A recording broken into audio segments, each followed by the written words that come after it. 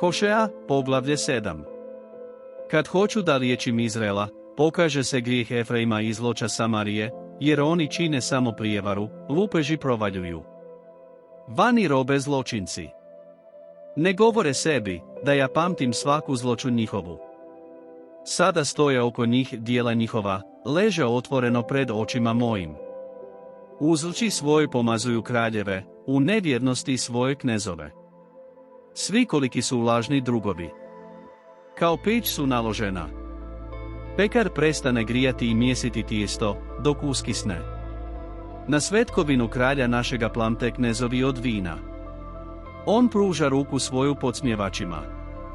Oni plamte kao peć. Srce je njihovo puno lukavstva. Svu noć spava pekar, ujutro plane peć kao plameni oganj. Svi oni plamte kao pić i jedu svoje vladaoce.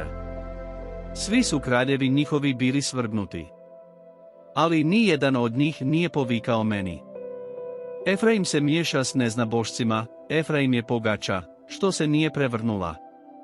Stranci jedu mu mozak, on to ne opaža. Sjeda je već postala kosa njegova, on to ne opaža. Ponositost Izraelova optužuje ih otvoreno. Oni se ne vratiše natrag Gospodu, Bogu svojemu, s ne potražiše za uza sve to. Efraim je kao golub, budalast, bez razuma. Zazvaše Egipat. Otidoše u Asiriju. Kad odlaze, razapinjem na njih mrežu, dovlačim ih kao ptice nebeske, karam ih, kako je kazivano u zajednici njihovoj. Teško njima, zađoše od mene. Prokleti, postadoše mi nevjerni. Ja da ih zar otkupim. Govore laž na me. Ne viču mi od srca, kad joču na ležajima svojim, kad se skupljaju zbog žita i vina i prkose mi. A ja sam ih upućivao i krijepio im mišice, ali su oni zlo mislili na me. Oni se obraćaju, ali ne prema gore. Oni su kao nezategnut luk.